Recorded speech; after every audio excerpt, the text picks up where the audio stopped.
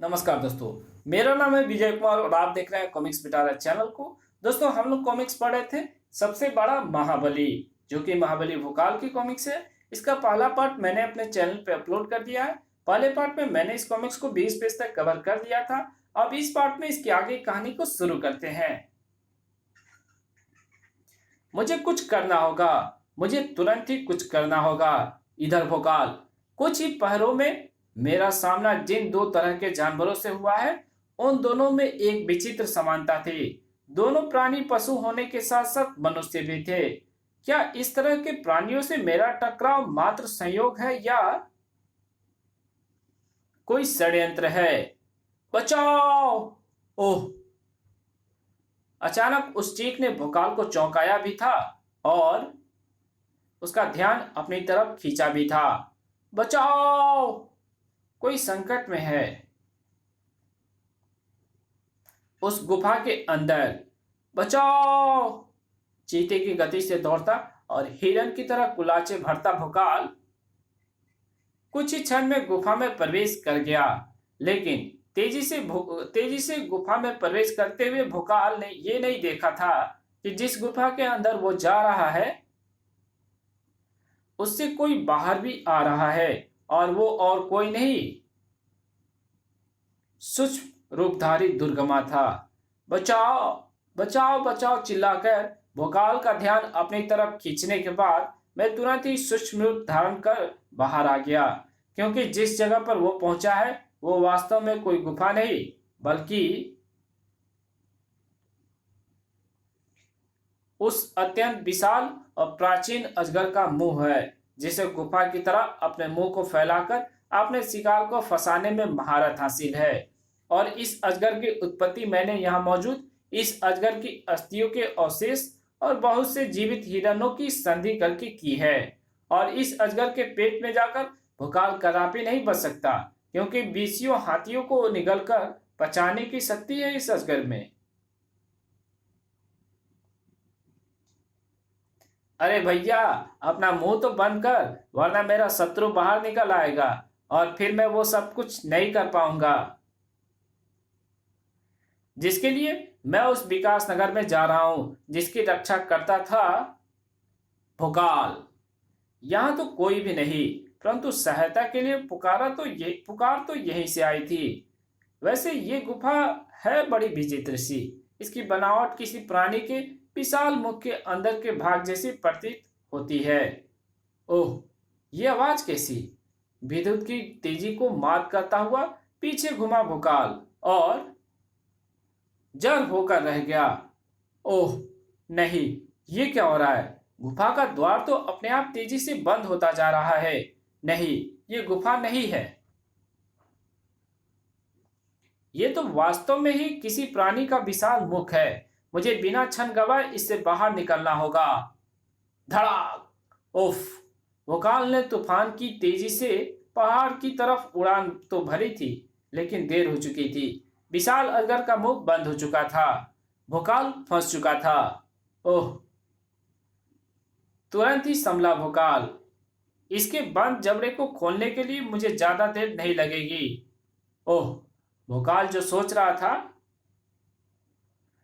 उस पर अमल कर पाता उससे पहले ही उसे जकड़ लिया गया। ओह! इन विचित्र से छोटे छोटे जीवों ने मुझे भयंकर रूप से जकड़ लिया है और अब ये मेरा भक्षण करने को उतारू है। निश्चय ही ये छोटे छोटे जीव विशाल प्राणी के अंदर में पहुंचने वाले भोजन का भक्षण करके उसे पचाने में सहायक होते हैं। अगर मैंने शीघ्र ही इनसे छुटकारा नहीं पाया तो ये मुझे भी पचा डालेंगे। लेकिन मैं इनसे छुटकारा पाऊं तो कैसे? भोकाल एक बड़ी मुसीबत में फंस गया था और विकास नगर फंसने जा रहा था। वो सामने से धूल का गुब्बारा सा कैसा राजधानी की तरफ बढ़ता आ रहा है। ये धूल का नहीं रानी, विकास नगर की तबाही का गुब्बारा है, जिसे दुर्गम्मा ने सैकड़ों पशुओं और मनुष्यों की संधि करके तैयार किया है। ये संधि विकास नगर को तबाह करेगी और सारे संसार को बताएगी कि जिसने भी दुर्गम्मा को सबसे बड़ा महाबली मानने से इनकार किया वो ऐसे ही तबाह हो जाएगा। और हाँ, विकासनगर का रक्षक भोकाल आकर तुम्हें और विकासनगर को अब नहीं बचा पाएगा, क्योंकि वो बेचारा तो खुद मृत्यु के क्रूर शिकंजे में फंसा जीवन के लिए छटपटा रहा होगा। गलत नहीं कह रहा था दुर्गम्मा।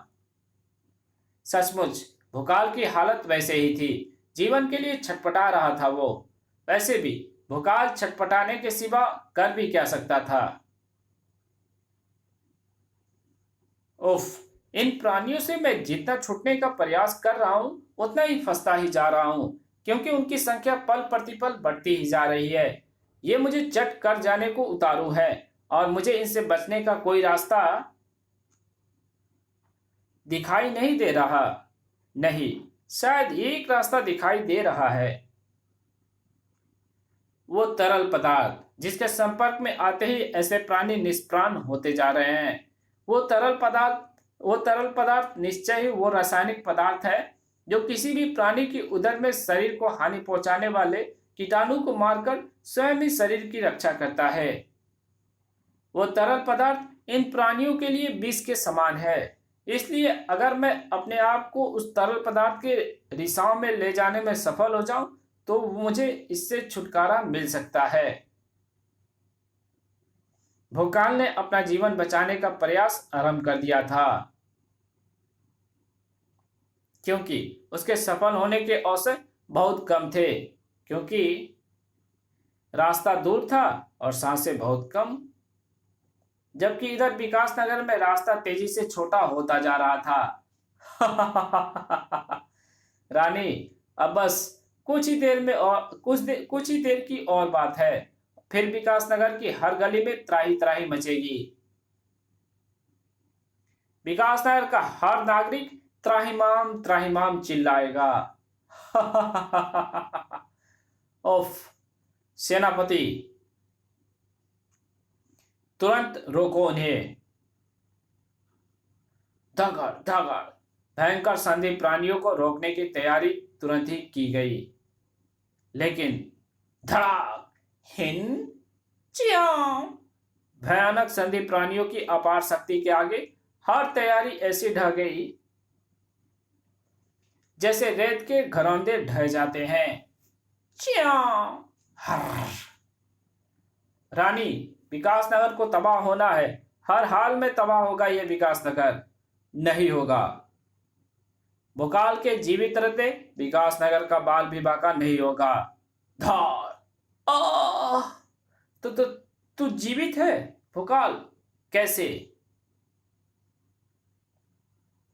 मैं अपने शरीर से लिपटे मृत्यु के दूतों को खींचकर उन्हें उस विषैले रासायनिक पदार्थ के रिसाव की तरफ खींचकर ले गया था। वो रासायनिक पदार्थ उन प्राणियों को निष्प्राण करने लगा और मुझ में नए प्राण फूंकने लगा। फिर ज्यादा देर नहीं लगी मुझे उनसे छुटकारा पाकर अपनी तलवार उठा लेने और उस प्राणी का पेट फाड़कर यहां पहुंचने में। बहुत खूब, लेकिन यहां पहुंचकर तू क्या समझता है कि तू विकासनगर को बचा लेगा? तू ऐसा हरगिज ना कर पाएगा। ओह, वे भयानक संधि प्राणी विनाश करने राजधानी में पहुंचने ही वाले हैं, इसलिए मुझे फिलहाल दुर्गम्मा से अपना ध्यान हटाकर इन्हें रोकने पहुंचना चाहिए। तेजी से आगे बढ़कर भोकाल उन संधि प्राणियों के सामने खड़ा तो हो गया, लेकिन खड़ा नहीं रह सका। धड़ा! उफ! मुझे अपनी तलवार संभालनी होगी। भड़ाक! नहीं, इन संधियों के भयंकर प्राणियों के साथ साथ निरीह पशु भी जुड़े हुए हैं। मैं अपनी तलवार का प्रयोग करके उनके लहू से अपने हाथ रंगना नहीं चाहता। मुझे इन्हें रोकने के लिए कुछ और ही सोचना होगा, और जल्दी। धार! ये भयंकर प्राणी मुझे और विकासनगर को समाप्त कर दे उससे पहले ही। एक उपाय है, और वो है अग्नि, जिससे मनुष्य भी डरते हैं, पशु भी। लेकिन इन्हें डराने के लिए साधारण नहीं, भीषण अग्नि चाहिए, और उसके लिए मुझे इन झोपड़ियों में आग लगानी है। इससे यहाँ रहने वालों को थोड़ा नुकसान तो होगा, लेकिन पूरे राज्य की तबाही के आगे ये नुकसान कुछ भी नहीं। जितनी तेजी से आग भड़क रही थी, उतना ही तेज उसका असर हो रहा था। हर्र, गर्र।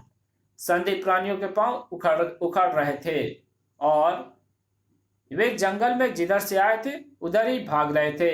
भोकाल अपने पूरी शक्ति से चीखा, सेनापति जी, ये प्राणी वापस ना आए इसका प्रबंध करके रखो। राज्य के चारों तरफ पुआल के ढेर लगा दो। जैसे ही कोई ऐसा प्राणी नजर आए उसमें आग लगा देना। मैं अभी ऐसा ही करने का आदेश सभी को देता हूं। वैसे अब ऐसा होने की संभावना बहुत कम है, लेकिन ऐसा होने से पहले ही मैं उस दुष्ट दुर्गम्मा को समाप्त कर दूंगा जिसने उन प्राणियों की उत्पत्ति की है। क्रोध से भरा भोकाल उधर पलटा जिधर उसने दुर्गम्मा को छोड़ा था, लेकिन अब दुर्गम्मा वहां नहीं था। ओह, भाग गया। अपनी हार देखकर भाग निकला वो दुष्ट।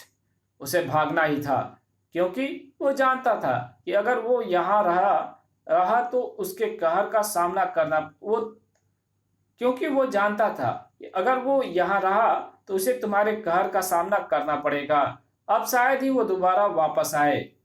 तूने ये सही कहा रानी कि मैं भोकाल के कहर से डर गया था, लेकिन ये गलत कहा कि मैं दोबारा नहीं आऊंगा। मैं गया ही इसलिए था कि वापस लौट सकूं ये महासंधि करके। ओह, मकड़ी, घोड़ा, हाथी, सिंह, गैंडा, छिपकली और खुद दुर्गम्मा, परंतु इतने प्राणियों के साथ संधि करके आखिर दुर्गम्मा करना क्या? ओह,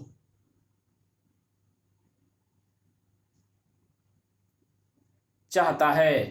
धार आह सीने पर पड़ी घोड़े की जोरदार लातों और सांड की उस प्रचंड टक्कर ने भोकाल को उस महासंधि का मंतव्य समझा दिया और रही सही कसर सिंह के उस पंजे ने पूरी कर दी। आह! ओह, वो महाबली को संभलने का अवसर नहीं दे रहा। आक्रमण करो उस पर। तेजी से लहरा उठे उन सैकड़ों शस्त्रों का इरादा उस महासंधि को छलनी कर देने वाला था। इस कहानी को यहीं खत्म करते हैं। इसके आगे कहानी पढ़ेंगे इसके पार्ट 3 में। तो मिलते हैं पार्ट 3 में, तब तक के लिए बाय। चैनल पर नए हैं तो चैनल को सब्सक्राइब कर देना, वीडियो अच्छी लगे तो वीडियो को लाइक कर देना और एक अच्छा सा कमेंट कर देना, और जहां इस वीडियो की जरूरत हो वहां इसको शेयर भी कर देना। Thank you very much video देखने के लिए।